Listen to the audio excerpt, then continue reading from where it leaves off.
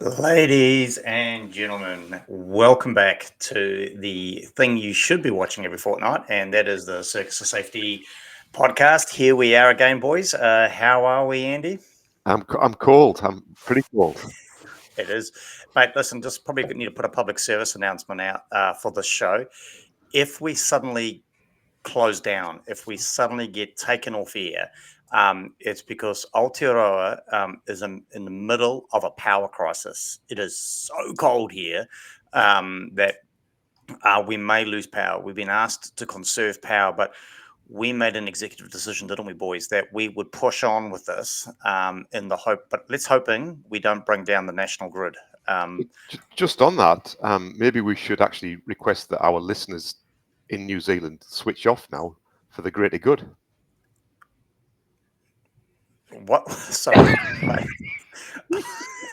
Listen, Andy, I don't want to say this publicly, but we don't actually have that many live listeners. Okay. So let's not actually encourage. And I think they're all actually coming from New Zealand. So I'd hate to be responsible for the national grid shutting down.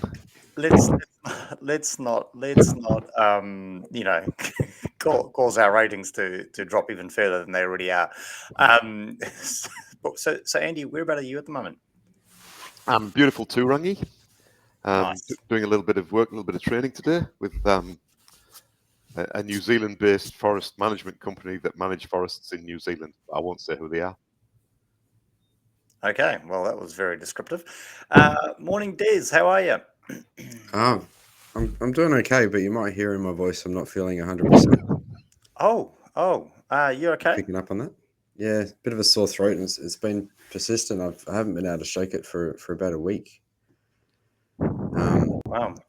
So I went to the doctors actually, and it turns out my metanoia gland is infected. Your what? My metanoia gland. So it's in the early stages, but if things get worse, I could need a full brain-denectomy.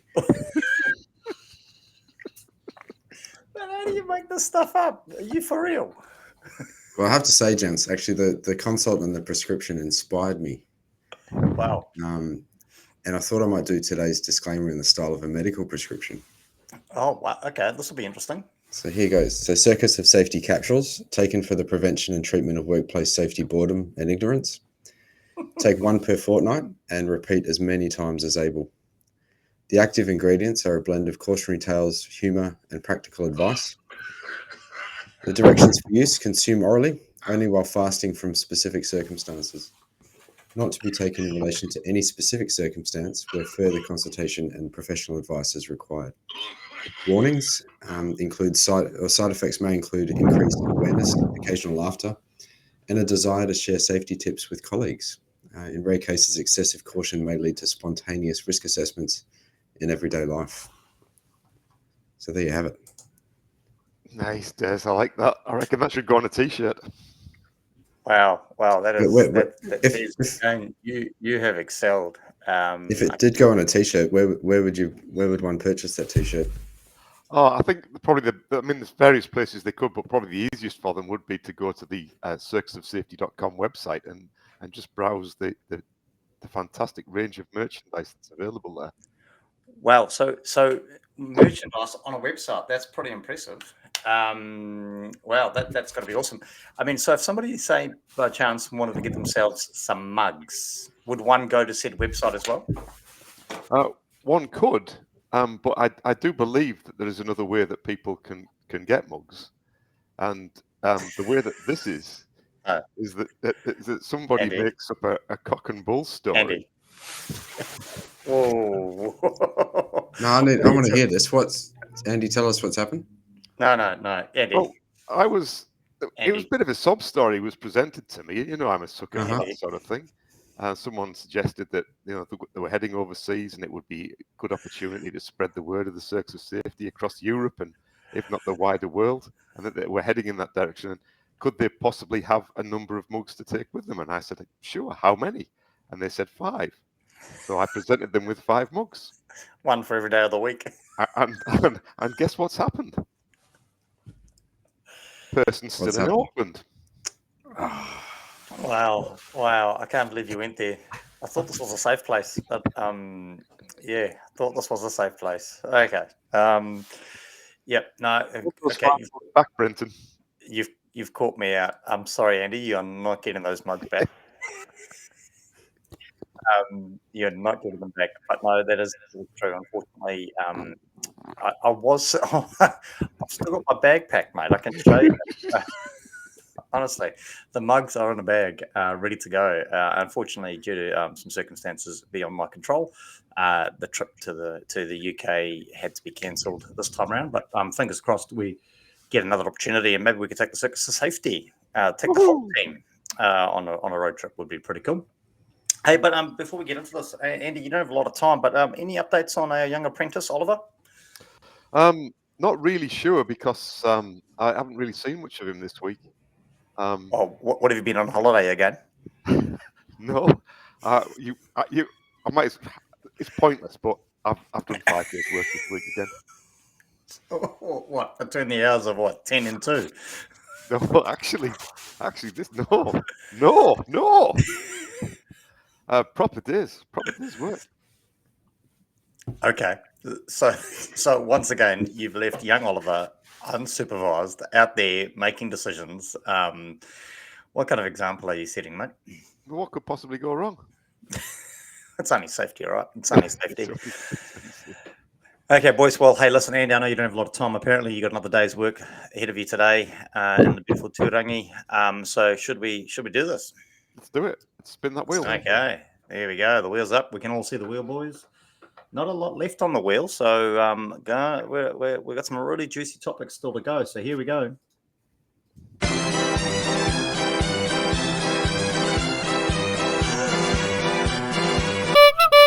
Oh, I love it. Absolutely love it. This, Andy, I know you've been excited about this. There's been a bit of debate as to who actually came up with this one. But are near misses a thing of the past? What a topic. This is exciting. I not often, not often do the things that we want come up. So, Andy, your initial thoughts, shock, wisdom on the topic: are near misses a thing of the past? I just think it's beautifully worded. Obviously, it was from me then. Yeah, obviously from me. Beautifully worded, and I'd be interested to see where this conversation goes. Oh wow! Hopefully, it goes forward and not backwards, right? Hopefully, forward and not backwards. Des, can you get any words out? What are your thoughts, mate? Are near misses a thing of the past? I mean, what are your thoughts, mate? Well, I suppose it depends on how you define these things. Define near miss. Oh, sorry, I'm reading ahead in the script. It's not even my part. So yes, it is a very clever play on words, and I didn't realize it was the idea of looking at near misses was a controversial thing. I thought it was a fairly obvious good thing to do. Oh, do you actually do that? Yeah. Oh, okay. Maybe I should. Some people don't. Okay. No, possibly not. Okay. Well, let's get into it then, right? So that's, you bring up a fascinating topic, and I guess I might stray a little bit from it, but well, firstly, actually, again, thanks for alluding to the fact that we're scripted, Des, and none of this is made up. What is your definition? When you think about near misses, I mean, what comes to mind? Des, give us some examples for you of what is a near miss. Well, if I lean on the definition that I'm used to using, it's something or a set of events or circumstances that could have caused an incident but didn't. Jesus, no That's wonder. man. You can tell he's a lawyer. No wonder people think safety is a lot of rubbish, right? It's abundantly clear. Case closed. It's done. Mate, honestly, that's absolute garbage, Des. You are talking about absolutely anything and everything that happens. Like right now, mate, this is a near miss then, and by all circumstances. I mean, where did you come up with that? No, this is an incident. This is doing serious damage. Fair enough. Wow. Matthew Sadgrove. Hey, Matthew, welcome back to the show. Matthew, some big news for Matthew. If you haven't been watching his LinkedIn profile, like we stalk it, a Safeguard Award finalists. Good morning. Is he? Good morning, really? Matthew. Yeah. And congratulations, Matthew. Well deserved, I'm sure. He's chimed in and said, nice chewy topic this morning. Well, we need all the help we can get to stay warm in little old Aotearoa today. Andy, your thoughts, mate? Near misses, what are they? Let's get That's into this. That's a great question. So I think it's an incorrect term. It's not helpful. Oh, I love it. Love it. What do you mean? If you nearly miss something, what do? You hit it. Exactly. Thanks very much. It's been great this morning, guys. Well, we can't let Matthew down. Come on. So you're saying the term is incorrect. So the term near miss. Yep. Okay. So let's call it a near hit. Yep. Maybe. But then we've got to say what the hit is, and this is where Des's word soup came into it. He was using terms like events and incidents and all sorts of stuff that are, again, themselves are very poorly defined. Can we get over this definition thing? So what you start to put some examples in place. So for example, somebody drops a tool from height. Yeah, it falls. It doesn't hit anybody. Is that a near miss or a near hit? I don't know. You literally asking. I'm asking you the question. I'm saying it's actually an event that took place that didn't result in injury. Des? He wasn't listening. I would call it a near miss, but I also wouldn't agonize over what it's being called. I'd agonize more over the circumstances. Ooh. Oh my God. This is going so like it's medication that he's on. Very combative this morning, isn't he? He is. I think it does matter, though, because different organizations have different forms of reporting depending on the type of incident. Okay, so, oh God, this is going to go pear-shaped. I can tell already. Okay, so there we go. We've got incredibly two differences of opinion. In this circumstance, I think we're going to be ganging up against Des, because I tend to agree with Andy here on this one. It's not, well, I do and I don't. I agree with the term near miss is probably the wrong term. And psychologically, I wonder if that's where there's a problem, because like you said, a near miss is technically a hit. So do we there's a bit of conversation about underreporting and whatnot, but is it because we talk about it incorrectly? But then in saying that, is it really? I mean, why is it not just an event? Should we not just be looking at events? Why do we have to segregate between near misses or near hits and anything else, right? I guess so. And I guess maybe that's what I was thinking about in terms of, and I still can't remember if it was me that came up with the topic, but is that why maybe near misses or near hits, whatever you want to call them, maybe they are a thing of the past? Have we been looking at them the wrong way? I guess that's my thoughts, and that's keen to see where we go with this. But Andy, sticking with you, mate, near hits or near misses, do you feel they've got a place in Safetyville? And mate, if you do, what is that place? Yeah, so I think Matthew's putting close calls is another term you could use there. I like the term event. Any event, any sort of deviation from standard practice should be reported and acknowledged. If a control fails, that should be reported, but that could be quite a long way from an actual accident or whatever the term is that we use for that. So I think that's absolutely essential that we understand we get as much information as we can from the work site and from accidents and how work is being carried out, because that allows us to fix it. I think primarily we're about building engagement with workers. And one of the ways that you can disengage workers is by making the reporting process overtly complex. So something's happened. Do I need a near miss report, or do I need an incident report, or do I need an accident investigation report? Which one do I need? Oh, it's too hard, so I won't do any of them. When it'd be much better if we just had an event report form, one approach. Something's not quite right. A safety issue form, and allow the filtering to happen later on, but just get the information in the first place. Nice. A good fair call. Sorry, I was just a little bit stunned. Des, we've actually got a real doctor tuning in today, and that's Dr. Sarah Gardner. Good morning, Sarah. I don't know if she can prescribe cold and flu medication, Des, but worth reaching out. But she's come up with a cracker here. Hi, team. Good topic. I'm coming from a outcome perspective. From a lot of people chiming in today. I just lost that one. A lot of people chiming in today. I'm coming from an outcome perspective. Preventative guys, as I work on a mill on-site clinics around our heavy industries, and I find the near-miss reports so helpful when managing injuries and planning return to work. So there we go. That's kind of where you were going, I guess. So that's an interesting. So Sarah touches on an interesting aspect of it, and I guess I'm not necessarily saying personally that we shouldn't report them. I guess I'm just challenging, should we call them near hits or near misses? Is it not just, as Andy was alluding to, is it not just an event? Des, love to get your thoughts on them. I mean, your definition is pretty broad and wide sweeping. I mean, what are your thoughts and the place that these things play in safetyville? So I take the point about the term near miss not being the best term, and I'd be open to calling it anything. I think event sounds pretty good as well. It wouldn't change the way that I deal with that situation.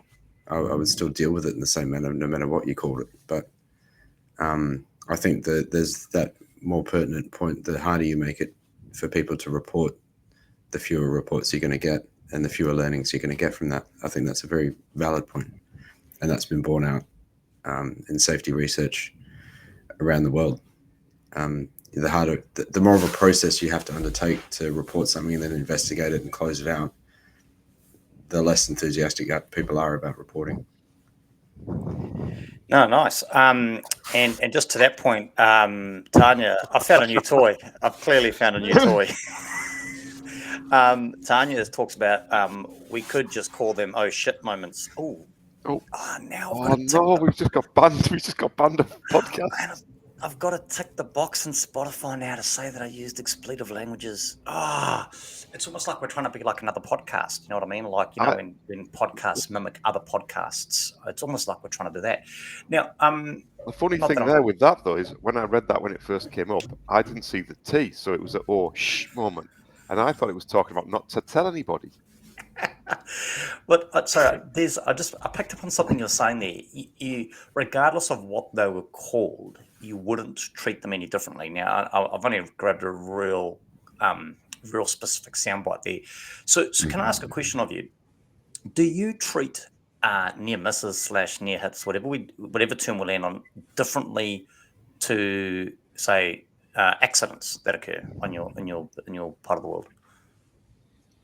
No, they're all sort of subject to the same triage of response that any injury or property damage or anything like that would be subject to. Okay, great. So regardless of the term, I guess you're treating them the same, right? Yeah. So Andy, what about yourself? Would you, regardless of the term we land on, and I guess I probably almost know your answer here, I'll just give you an opportunity to say a few words. Are you in the same boat there as Des, regardless of whether it's a near hit, near miss, accident, event, whatever we call it? I mean, would you be promoting to your clients, the few that you do have, that they treat them the same way? Yeah, because it's at some point you're talking about a failure, I would suggest, and it would be the significance of that failure that would trigger the type of investigation or understanding that you would undertake after that. Yeah, and I think that's where our mate of the show, Paul Shaw's coming from. Isn't the response the important thing here? And I guess I'm fascinated to pull this thread as well. And this is going to be like potentially going to unwind like a what? Oh, sorry, how do I go?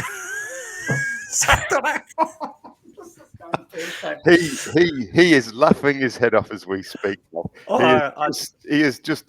He just put the hook out there and he just watched us and then he just struck. He baited. I thought I was unshowing his last comment, but because he threw in another one. I accidentally clicked the wrong one. Semantic BS. Okay, Paul. You'll keep it. You'll keep. Okay, no, but so then this becomes a fascinating thing, right? If we pull this thread of we treat them the same way, and maybe this is another topic for the wheel somewhere else. Do we then focus on the actual outcome, because effectively the actual outcome of a near hit or a near miss, if we stick with the traditional thoughts on this, would suggest that the actual outcome was nothing, right? There shouldn't be an actual injury related or damage or an environmental issue following it, but the potential outcome of a near hit or near miss is what generally drives those. So how do we tackle that? Des, your thoughts? That was a really long question. I think I lost track of it. I was listening, Brenton. Okay, Andy, take it away, mate. What are your thoughts? I think there's a potential for making it more complex than it needs to be, and it really should be the significance of the failure that you're investigating or that you're pitching your corrective action at. Start talking about the potential outcome. You end up having absurd conversations because could it have killed somebody? Yes, it could. But so that would then trigger everything to be big. It's like getting back to the risk matrix concept. You end up with absurdity, this whole idea that anything can kill you. And unless you've got some real, God, you are playing around, aren't you? Sorry. Unless you've got some real quite tight context around what we're talking about, you have absurd conversations. And I think you should focus on the significance of the failure. What was the problem? What was the failure? What went wrong? What didn't go right? However you want to phrase that. But that should be the important thing, not necessarily focused on the outcome or the potential outcome. Okay, so Des, I'll try to summarize the question. If we're worried about the outcome, and traditionally near misses or near hits are focusing on potential rather than actual outcomes, would there be a worry there potentially if we treated them all the same and we worried about outcome, we'd lose some opportunities of learning maybe? I think no, because if I use the word triage rather than treat or respond before, and I chose that word really carefully because sometimes where there is an actual injury, the circumstances might just be so mundane and unhelpful that it doesn't really deserve much of an investigation. Maybe someone is on a flat walkway, there's no spillage, there's no uneven ground, there's nothing for them to trip on, and their knee just gives way. And it happens sometimes, and it can still be a serious injury, but we're not going to learn anything from that investigation, apart from the fact that maybe they had a dodgy knee, right? Exactly. And I would say the same about near misses, the events, or failures. I don't like the word failure either. I think not yet successful is more kind. You and your PC nonsense. Honestly. I'm sorry. Yeah. Guys, I'm trying to talk here. Let's have a serious conversation. So sometimes a near miss, an event that doesn't result in any injury or damage, you can potentially learn something really valuable from that, and that's why I use the word triage. Nice. Maybe I hope someone's writing this down. That could be another topic for the wheel. Like how do we go? But is the traditional way of responding to near hits / incidences the right way to go about it, right? Because historically, I guess that's where I'm going with this. Historically, the issue is we focus on outcome, right? And I guess it becomes really interesting when you've got that as a mindset. Sorry, my brain's going at 100 miles an hour, and I can't actually get it out of my mouth fast enough. So, Andy, back up to you, mate. Listen, what are your thoughts around? I know. Okay, forget about the term. We'll just call it near misses / near hits. Yeah. Do you see any pros in measuring this sort of thing? Like keeping track of this sort of thing. Do you see any pros to it in the scheme of things? I Absolutely. But one of the things that often puzzles me around this concept and the terminology is that is near misses, is that a lead or lag indicator? Because this is where I started thinking about this subject in quite depth a number of years ago, when it was on one of the EMA diploma courses, and somebody asked the question, and I didn't have an answer, and I still haven't really got my head around it. Okay, well, there we go. That'll be an interesting thing. No doubt. We've got quite a lovely chat group this morning. It must be people trying to stay warm. It'd be fascinating to get people's thoughts on that. Are near hits / near misses, are they a lead or a lag indicator? Great. Des, what are your thoughts? I feel like they're more of a lag indicator, but I haven't really given it much thought. I don't really pay a lot of credence to lead and lag indicators at all. So. Oh, that'll be a great topic when we get to that one. We can just do it when Des is on holiday. When I'm at the Geneva Disclaiming Conference. Do you need 5 mugs to take with you? We can arrange that. Sarah's chiming in here again. And I know, Des, you mentioned you don't like the word failure, but anyway, not yet successful. We'll move on. I think calling it a safety failure is good, as it focuses on the system. I guess she's posing a question here: is near miss too human centered? Which is a fascinating thing, and I guess a lot of the rhetoric around safety is we can't be blaming people. So I'd love to get your thoughts on that, Andy. What are your thoughts around? I think it would actually. I think it does. In my mind, it actually does. If you said the term near miss to me without me doing any analysis of the terminology, my initial reaction would be that somebody nearly got hurt. That's what my instinct would be.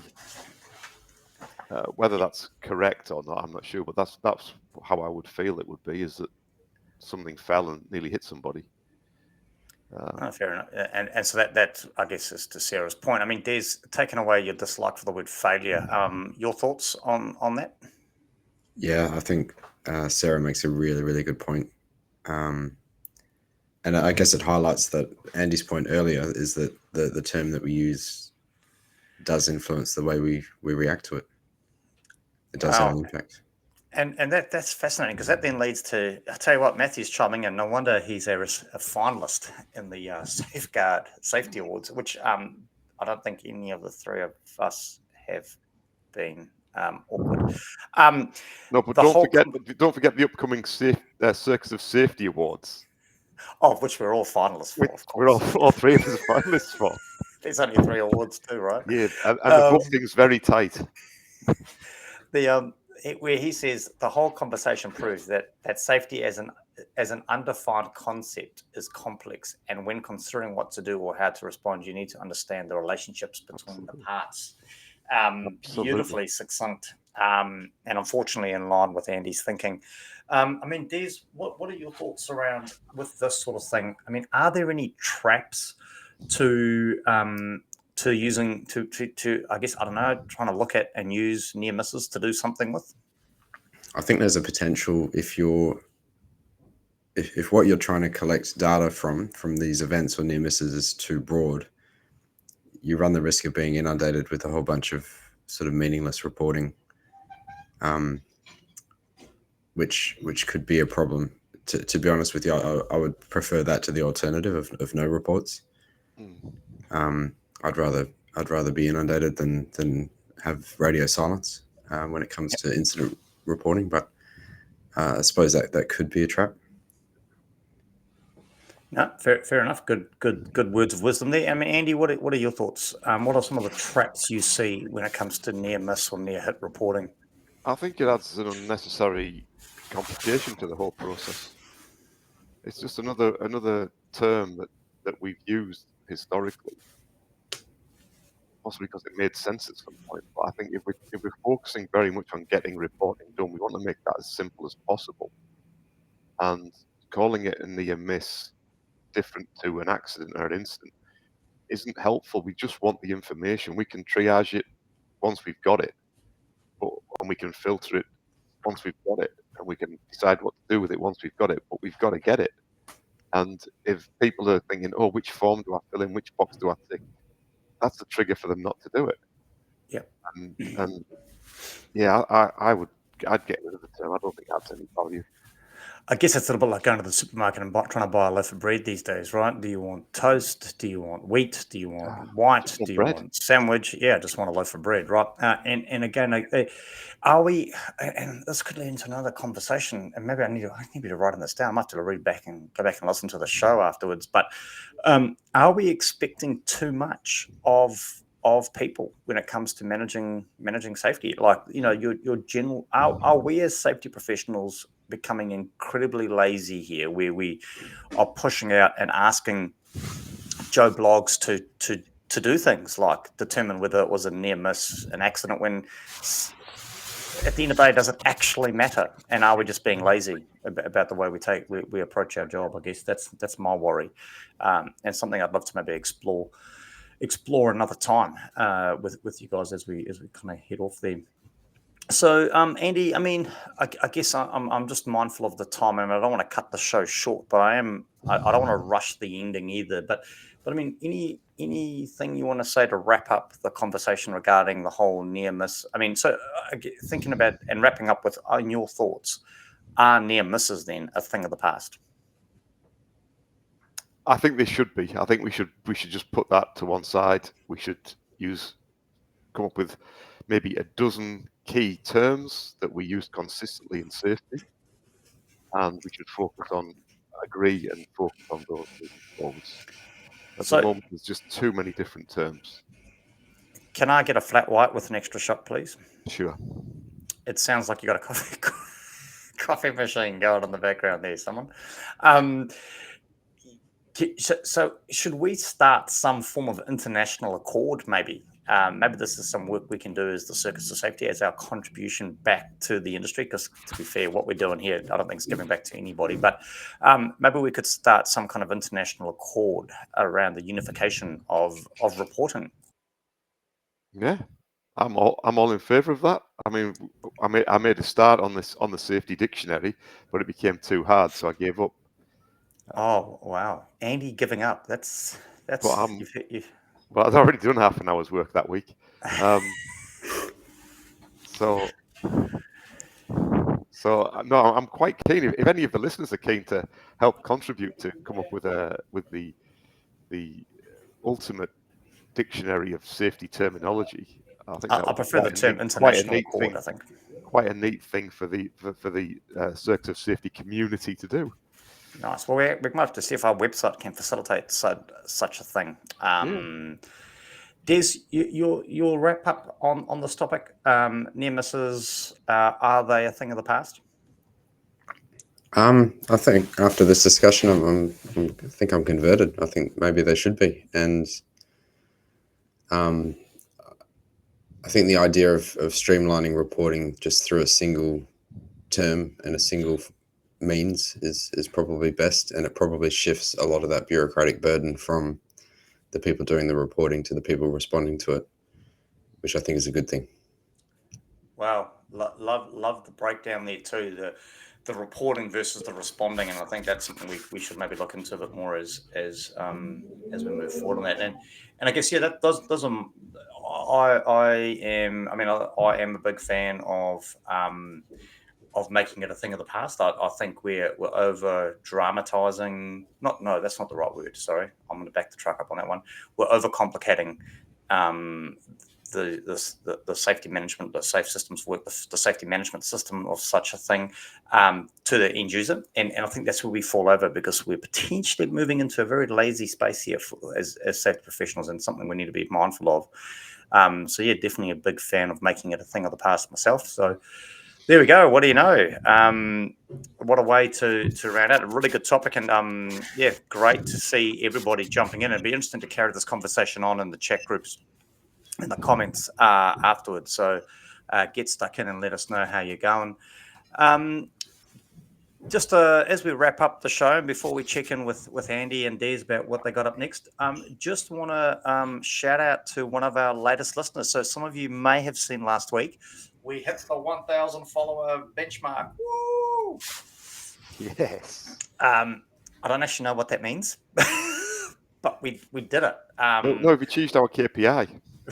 So what, can we take the rest of the year off now? It's a lead indicator. Is it? How can followers be a lead indicator? Surely followers are a lag indicator. Come on. It's a lag indicator. Oh, okay. Anyway, it's an indicator, right? It's an indicator of something here. But listen, just a big shout out to all those that do tune in, and it's great to. I know all three of us get regularly get the individual messages coming through, and no doubt, which we really appreciate. We do our best to respond to. We get a lot of comments that are coming through on the show, as we have today, from the likes of Paul Shaw, Matthew Sadgrove, Dr.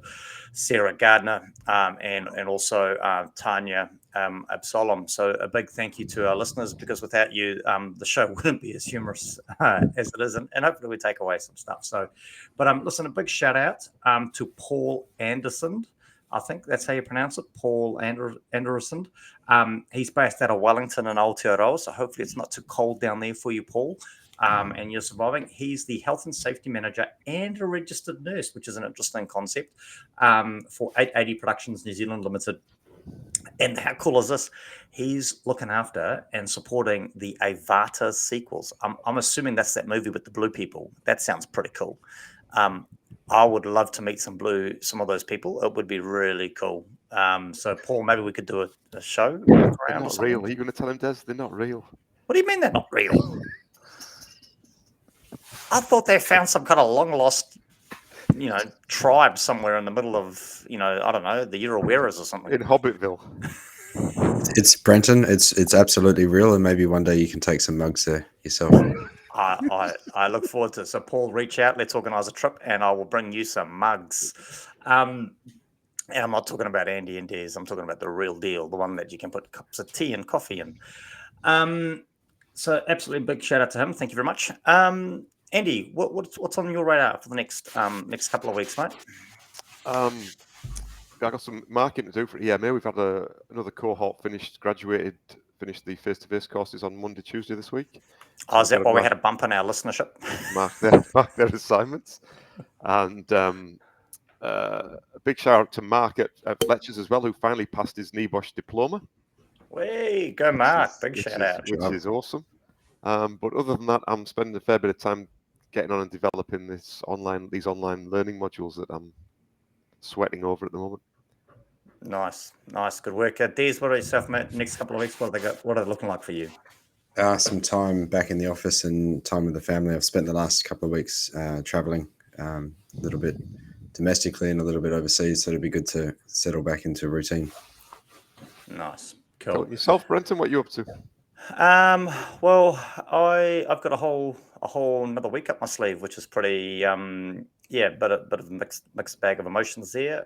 Not being over with the InchPro crew in London, but yeah, I'll be taking some time with family, which is one of the reasons for not heading off with the team. So looking forward to spending some time with family, helping family, and yeah, getting stuck in. And I'm really excited. I'm going to try my hand, Andy. You did some great interviews at the conference that we hosted not so long ago, where we chatted with a few people. So I'm hoping to get a few of those online for our viewers to view. Cool. So that's some exciting stuff. Yeah, super excited. We're so close to announcing a massive partnership with another conference coming up later this year. I want you to think 3 and 1.